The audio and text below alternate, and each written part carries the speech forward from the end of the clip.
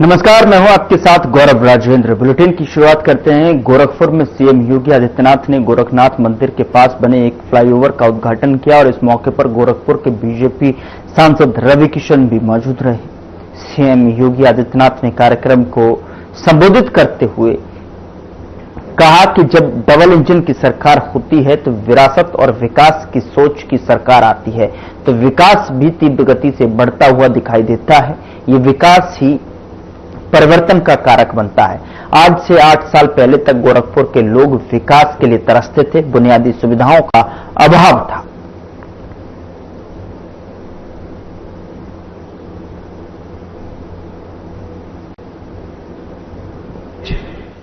के साथ एक नया ब्रिज भी आपको आवागमन के लिए उपलब्ध हुआ है। इसके लिए गोरखपुर महानगर वासियों को यहां से महाराजगंज, सिद्धार्थनगर, बलरामपुर और नेपाल जाने वाले उन सभी नागरिकों को जो इसका बेहतर उपयोग करेंगे, इसकी मैं बधाई देता हूं, अपनी शुभकामनाएं देता हूं।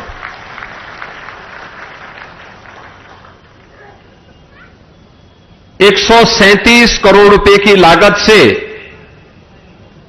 यह नया ब्रिज अत्याधुनिक तकनीक पर आधारित है, जिसको उत्तर प्रदेश ब्रिज कारपोरेशन ने बनाकर के तैयार किया है। आप अनुमान करिए, गोरखपुर महानगर से जुड़े हुए, गोरखपुर जनपद से जुड़े हुए लोग इस बात का एहसास कराते होंगे कि जब डबल इंजन की सरकार होती है, विरासत और विकास की सोच की सरकार आती है, तो विकास भी उतनी ही तीव्र गति से आगे बढ़ता हुआ दिखाई देता है। ये विकास ही परिवर्तन का कारक बनता है। ये आम जनमानस की धारणा को भी बदलता है। आज से 8 वर्ष पहले का गोरखपुर क्या था? बीमारी थी, गंदगी थी, अराजकता थी, माफियागिरी थी। बिजली के लिए, विकास के लिए लोग तरसते थे। बुनियादी सुविधाओं का अभाव था। गोरखपुर के नाम पर, उत्तर प्रदेश के नाम पर जब यहां का कोई व्यक्ति, यहां का नौजवान, यहां का नागरिक, यहां का व्यापारी जब उत्तर प्रदेश के बाहर जाता था, लोग हे दृश्य देखते थे। पहचान का संकट था। और डबल इंजन की स्पीड से चलने वाली भारतीय जनता पार्टी की सरकार ने परिवर्तन क्या होता है, यह परिवर्तन आज उत्तर प्रदेश में, गोरखपुर में करके दिखाया है। और यह तभी हो पाया है जब जनता जनार्दन का आशीर्वाद और सहयोग प्राप्त हुआ है। आज आदरणीय प्रधानमंत्री जी ने देश को एक नई पहचान दी है।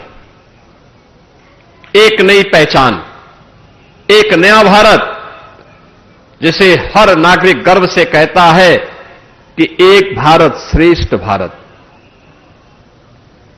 एक मजबूत भारत। दुनिया में उसकी अपनी एक धमक है, अपनी पहचान है। आज दुनिया की कोई ताकत भारत को नहीं दबा सकता। आज भारत जो कहेगा, दुनिया उसका अनुसरण करने के लिए मजबूर होती है। यह नया भारत प्रधानमंत्री मोदी जी के नेतृत्व में सर्वांगीण विकास के लिए कार्य कर रही है। क्या विकास के बड़े बड़े प्रोजेक्ट हो, क्या सड़क की कनेक्टिविटी, क्या रेल की कनेक्टिविटी, क्या एयर की कनेक्टिविटी, इन सब के साथ साथ जनता की सुविधा को ध्यान में रख करके भी नए तरीके से विकास के कार्यक्रमों को आगे बढ़ाने का कार्य किया जा रहा है। ये सभी कार्यक्रम तो अच्छे ढंग से आगे बढ़ ही रहे हैं, लेकिन इन सब के साथ अब सरकार के साथ सरकार ने इस दौरान विकास के कार्यों को भी आगे बढ़ाया, गरीब कल्याणकारी योजनाओं को भी आगे बढ़ाने का काम किया। हर गरीब के पास सिर ढकने के लिए छत हो, हर गरीब को राशन की सुविधा का लाभ प्राप्त हो, हर गरीब को उपचार की सुविधा प्राप्त हो, हर गरीब के घर में रसोई गैस का चूल्हा हो, हर एक नागरिक को बिना भेदभाव के बिजली की सुविधा उपलब्ध हो। ये तब हो पाया जब डबल इंजन की सरकार ने सामूहिक प्रयास से इस कार्यक्रम को आगे बढ़ाया। आज उत्तर प्रदेश के सामने पहचान का संकट नहीं है। उत्तर प्रदेश आज देश के अंदर अपनी एक नई आभा के साथ अपने आप को एक नई पहचान दे रहा है। विकास और विरासत का बेहतरीन केंद्र बना है। आप दूर मत जाइए, गोरखपुर महानगर के अंदर ही देखिए, जहां घंटों जाम लगा रहता था, आज वहां पे 4 लेन की सड़कें हैं, आवागमन स्मूथ हो गया है। जिस दूरी को 1 घंटे की दूरी तय करने में लगते थे, अब मात्र 10 से 15 मिनट में आप उस दूरी को तय कर ले रहे हैं। कोई सोचता था गोरखपुर नगर में ऐसे होगा? पिछली सरकारों ने फर्टिलाइजर कारखाना बंद करवा दिया था। आज फर्टिलाइजर कारखाना चल रहा है। जब रात्रि को उसकी लाइट जगमगाती है तो एक नया गोरखपुर दिखाई देता है। नया भारत का नया उत्तर प्रदेश है तो नया उत्तर प्रदेश का नया गोरखपुर भी जगमगाता हुआ दिखाई देता है। एयरपोर्ट से आप चलते हैं तो एम्स आपका स्वागत करता है। यह आधुनिक इंफ्रास्ट्रक्चर के साथ आधुनिक स्वास्थ्य की सुविधाओं के एक नए केंद्र के रूप में BRD medical college, Samajwadi party ने एक बार उसको बेचने का प्रयास किया था, हम लोगों ने विरोध किया था। आज बीआरडी मेडिकल कॉलेज अत्याधुनिक सुविधाओं से युक्त होकर के लोगों के उपचार का एक नया केंद्र बनकर के उभरा है। रामगढ़ ताल, जिस पर सपा के मुखिया के द्वारा आपके सांसद के ट्वीट पर आपत्ति की गई थी और उन्होंने बड़ी अभद्र टिप्पणी की थी, क्योंकि उनके समय में रामगढ़ ताल में अपराध होते थे, गंदगी डाली जाती थी। आज रामगढ़ ताल गोरखपुर के लिए एक बेहतरीन वहां पर पर्यटन के केंद्र के रूप में विकसित हुआ है। आज क्या नहीं है गोरखपुर में? हर ओर अच्छा इंफ्रास्ट्रक्चर है, अच्छी सुविधाएं हैं, बिजली है, पानी है, सफाई है, जल जमाव से मुक्ति है, माफिया और मच्छर से मुक्ति है, बीमारी से मुक्ति है, इंसेफ्लाइटिस की बीमारी का भी समाधान कर दिया गया है और हर व्यक्ति को जरूरत के हिसाब से उसकी सुविधाएं उपलब्ध कराई जा रही हैं। और अब आप देख रहे होंगे हावड़बंदा, माधोपुर बंदा पर भी एक मार्ग बन रहा है। बरगदवा से लेकर के स्पोर्ट्स कॉलेज होते हुए मोदीपुर तक भी 4 लेन की कनेक्टिविटी से बेहतरीन सुविधाएं उपलब्ध हो रही हैं। मेडिकल कॉलेज वाला मार्ग 4 लेन का हो गया है। गोरखपुर ग्रामीण की भी और गोरखपुर जनपद के अंदर भी अलग अलग सुविधाएं। गोरखपुर से लखनऊ जाने के लिए पहले केवल अयोध्या, बस्ती अयोध्या होते हुए मार्ग था, अब लिंक एक्सप्रेस वे ने एक नया विकल्प भी दे दिया है। वाराणसी का मार्ग पहले केवल 1 लेन का और फिर 2 लेन का था, अब 4 लेन से 6 लेन का हो गया है। कितना बेहतरीन कनेक्टिविटी, यानी जिसको दूरी करने में 6 से 8 घंटे लगते थे, अब मात्र 2.5 से 3 घंटे में गोरखपुर से आप वाराणसी जा सकते हैं। 3 से 3.5 घंटे में लखनऊ पहुंच सकते हैं। यानी गोरखपुर से कहीं भी आप जाएं, आपको सुविधा प्राप्त हो जाएगी। भाई कभी हो सकता है रवि किशन अपने घर में ही आपको बुलाएं तो आपको जाने में देर ना लगे, हो सकता है भोजन में बुला ही दे तो 10 मिनट में आप उनके घर पहुंच सकते हैं। अगर कभी बुला लें धोखे से तो उनके घर में भोजन में आप जा सकते हैं आराम से, अब जाम नहीं मिलेगा। 31 दिसंबर को मत जाना, 1 जनवरी को ही मत जाना, उस दिन बहुत भीड़ भाड़ रहेगी वहां। उस दिन आप परिवार के साथ घूमने के लिए जाएं अलग विषय है, लेकिन उनके घर उस दिन मत जाना, बहुत भीड़ हो जाएगी। लेकिन ये इसलिए हो पाया है, आसान इसलिए हो पाया है क्योंकि सरकार की नीयत साफ थी और उत्तर प्रदेश के अंदर हर महानगर के विकास को इसी प्रकार से आगे बढ़ाया गया है। आप अयोध्या जाइए, पहली अयोध्या क्या थी? एकदम जर्जर थी, वीरान थी। आज नई अयोध्या भगवान राम के समय की अयोध्या, त्रेता युग की अयोध्या का एहसास कराती है। आप काशी में जाइए, गौरव से कह सकते हैं काशी प्रधानमंत्री मोदी जी के सपनों की काशी है। भारत की आध्यात्मिक राजधानी के रूप में दुनिया को अपनी ओर आकर्षित कर रही है। प्रयागराज त्रिवेणी के रूप में मां गंगा, मां यमुना और मां सरस्वती की त्रिवेणी के साथ ही प्रयागराज हम सबको आकर्षित करती है। नया इंफ्रास्ट्रक्चर के साथ 66 करोड़ श्रद्धालु दुनिया के अंदर, इतनी आबादी केवल 2 देशों के पास है, तो भारत के पास या चीन के पास, बाकी दुनिया के पास किसी देश के पास इतनी आबादी नहीं जितने हमारे महाकुंभ प्रयागराज में केवल आए थे। जो भी गया उत्तर प्रदेश का गुणगान करके गया। ये सब होता है प्रयास करने से। ये जो सम्मान आपको मिलता है इसलिए मिलता है क्योंकि प्रधानमंत्री मोदी जी के नेतृत्व में डबल इंजन की सरकार के द्वारा जो प्रयास प्रारंभ हुए हैं उसने एक नई पहचान दी है। ये पहचान आपको सम्मान दिलाती है। नहीं तो पहले गोरखपुर का नाम सुनकर के माफिया से लोग इतने भयभीत रहते थे, लोग दूरी दिखाने का प्रयास करते थे। और ये माफिया को पालने वाले कौन लोग थे आपने आज देखा होगा, पूरे टेलीविजन में चल रहा है। ये जो आरोप प्रत्यारोप करते हैं ना, आज उनके फोटो भी आ गए हैं माफियाओं के साथ में, दिखाई दे रहे हैं। माफिया से गिफ्ट लेते हुए दिखाई दे रहे हैं। ये वे लोग हैं जिन्होंने पूरे प्रदेश की पहचान में बदनुमा दाग लगाया था। हर जिले में माफियाओं को पाला था। ये लोग 1 डिस्ट्रिक्ट 1 माफिया देते थे, हमने 1 डिस्ट्रिक्ट 1 प्रोडक्ट दिया, 1 डिस्ट्रिक्ट 1 मेडिकल कॉलेज दिया। आज गोरखपुर ही नहीं, पूर्वी उत्तर प्रदेश के हर जनपद में एक मेडिकल कॉलेज है। कुशीनगर में मेडिकल कॉलेज, देवरिया में मेडिकल कॉलेज, महाराजगंज में मेडिकल कॉलेज, सिद्धार्थनगर में मेडिकल कॉलेज, बस्ती में मेडिकल कॉलेज, बलरामपुर में मेडिकल कॉलेज, बहराइच में, गोंडा में, अयोध्या में, अंबेडकर नगर में, सुल्तानपुर में, प्रतापगढ़ में, अमेठी में, आजमगढ़, गाजीपुर, चंदौली, सोनभद्र, मिर्जापुर,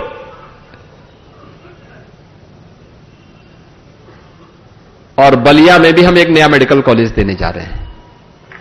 यानी इतने मेडिकल कॉलेज। पहले केवल गोरखपुर में बीआरडी मेडिकल कॉलेज था। यानी पिछली सरकारों की नीयत खराब थी, पैसे में बंदर बांट करते थे, अपने परिवार का खजाना भरते थे। अब उनके खजाने को हमने खाली करवा करके प्रदेश के विकास में उस पैसे को लगाया है, तो पैसा दिखाई देता है पुल के रूप में, सड़क के रूप में, ओवरब्रिज के रूप में, मेडिकल कॉलेज के रूप में, इंजीनियरिंग कॉलेज के रूप में, अच्छे संस्थान के रूप में। जनता को सुविधा का लाभ भी मिल रहा है। वृद्धजनों के लिए वृद्धावस्था पेंशन, निराश्रित महिलाओं के लिए निराश्रित महिला पेंशन, दीपावली और होली के अवसर पर फ्री में रसोई गैस का सिलेंडर, और बेटी के जन्म लेने से लेकर के शादी योग्य होने तक सरकार के द्वारा उसके लिए सुविधा का लाभ सीएम कन्या सुमंगला योजना के माध्यम से, प्रधानमंत्री मातृवंदना योजना के माध्यम से बेटी की शादी के लिए मुख्यमंत्री सामूहिक विवाह की योजना में बेटी की शादी के लिए 1 लाख रुपए सरकार देती है। सरकार की नीयत ठीक होती है तो नियंता भी सहयोग करता हुआ दिखाई देता है। आज उत्तर प्रदेश बीमारू नहीं, देश के अंदर रेवेन्यू सरप्लस स्टेट है, विकास के लिए पैसे की कमी नहीं, शुद्ध नियत से कार्य करने की इच्छा शक्ति के साथ हम सबको कार्य करना होगा और उस कार्य करने की इच्छा शक्ति का परिणाम है कि आज हम गोरखपुर में एक नई सौगात दे रहे हैं। गोरखनाथ में एक नया ओवरब्रिज आपको उपलब्ध हो रहा है, यानी यहां से गोरखपुर के उत्तरी क्षेत्र में जाने वाले लोगों के लिए, गोरखपुर से महाराजगंज, सिद्धार्थनगर, बलरामपुर, नेपाल की ओर जाने वाले और वहां से आने वाले लोगों के लिए यह एक बेहतरीन केंद्र बनेगा, आने जाने का सुगम मार्ग बनाएगा, 4 लेन की सुविधा का उपलब्ध कराएगा और इसीलिए यह सौगात यहां पे ओवरब्रिज के रूप में उपलब्ध करवाई जा रही है। आज मुझे इसका लोकार्पण करते हुए प्रसन्नता की अनुभूति हो रही है। ब्रिज कारपोरेशन ने 1 वर्ष के अंदर यह ब्रिज बनाकर के तैयार किया है, यानी इसको रेलवे से जो एनओसी मिलनी थी यह अक्टूबर 2024 में प्राप्त हो पाई और उसके बाद इन्होंने अत्याधुनिक तकनीक पर आधारित इस ओवरब्रिज का निर्माण किया है, जिसमें 137 करोड़ रुपए की लागत से यह पूरा ब्रिज बना है, जिसमें अनेक सुविधाएं हैं। लगभग यहां पे 600 मीटर से ऊपर का एक यहां पे लंबाई का यह ब्रिज है, यानी 9.5 मीटर इसका कैरेज वे है और इसके साथ ही यहां पे जो फुटपाथ भी दिया गया है, तो उसमें जितनी भी यूटिलिटी शिफ्टिंग के लिए केबल है, पानी का पाइप है, उसके अंदर ही हो जाएगा। ऊपर से फुटपाथ दोनों ओर चलने के लिए भी श्रद्धालु यानी नागरिकों के लिए, यात्रीगणों के लिए उपलब्ध होगा, जिससे हर व्यक्ति आवागमन भी कर सके और या वाहन भी उसके साथ चल सके। इसके साथ ही यहां पे जो सुविधा दी गई है वहां इसमें पर्याप्त प्रकाश व्यवस्था भी दी गई है और साउंड बैरियर भी लगाए गए हैं इसमें, जिससे आवागमन के समय आसपास के क्षेत्र में बहुत आवाज न हो। यह है सरकार की नियत। कार्य करने की इच्छा शक्ति होती है तो विकास भी होता है और विकास तब होता है जब विकास के बारे में एक सकारात्मक सोच होती है।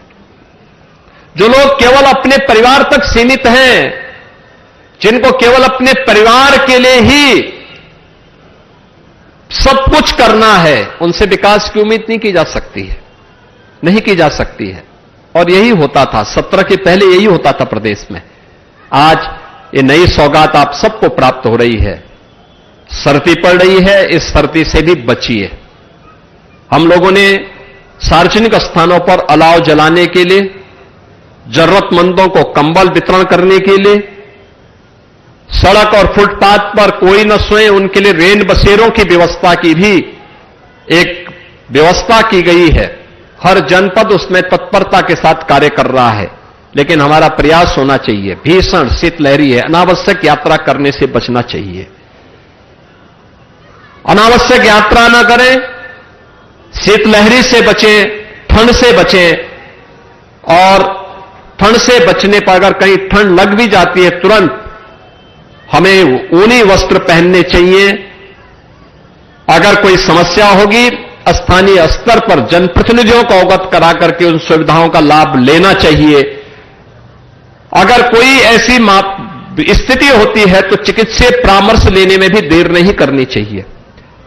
आज के इस अवसर पर मैं एक बार फिर से इस नए ब्रिज के लिए गोरखपुर महानगर वासियों को और जो भी यात्री इस सुविधा का लाभ लेगा उन सबको मैं हृदय से बधाई देता हूं, अपनी शुभकामनाएं देता हूं। धन्यवाद। जय हिंद।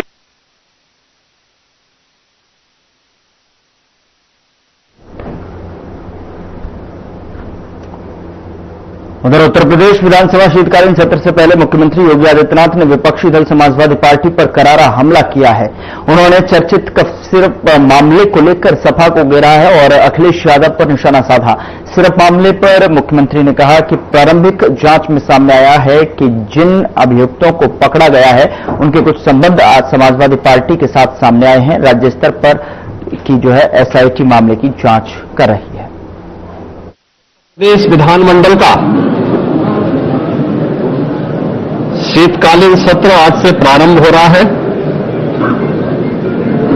शीतकालीन सत्र में प्रतिभाग करने के लिए आ रहे सभी माननीय सदस्यों का मैं हृदय से स्वागत करता हूं। आज से 24 दिसंबर तक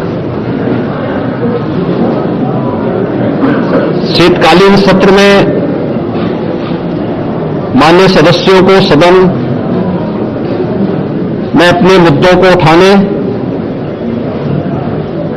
उत्तर प्रदेश की जनता के हित में और उत्तर प्रदेश के विकास से जुड़े हुए तमाम अन्य कार्यों को आगे बढ़ाने, विधायी कार्यों को आगे बढ़ाने और विभिन्न विभागों में जो नए मद हैं उनके लिए सप्लीमेंट्री डिमांड्स के लिए भी यह शीतकालीन सत्र अत्यंत महत्वपूर्ण होगा। इस अवसर पर राष्ट्रगीत वंदे मातरम के 150 वर्ष पूर्ण होने के उपलक्ष्य में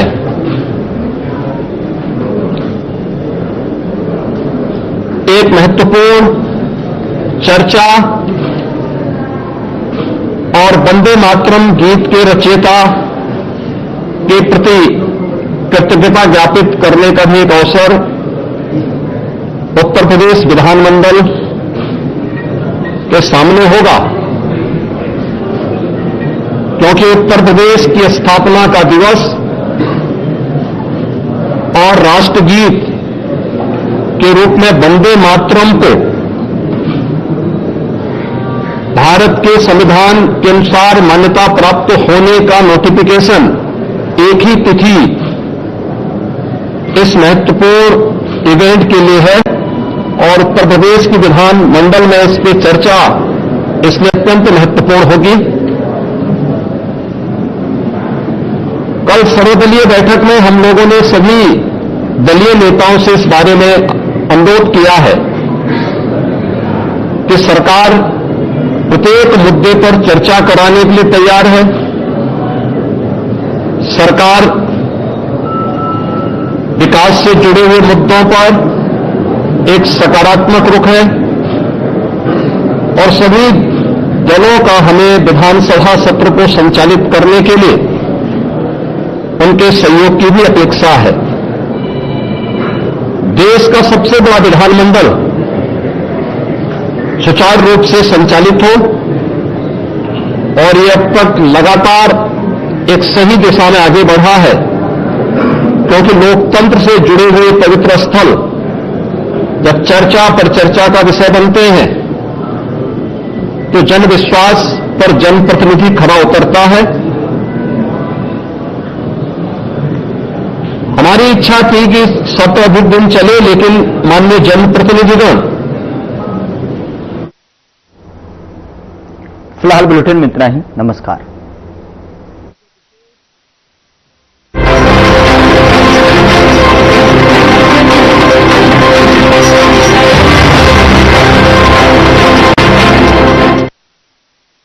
कुछ लोग खाते पीते तो बहुत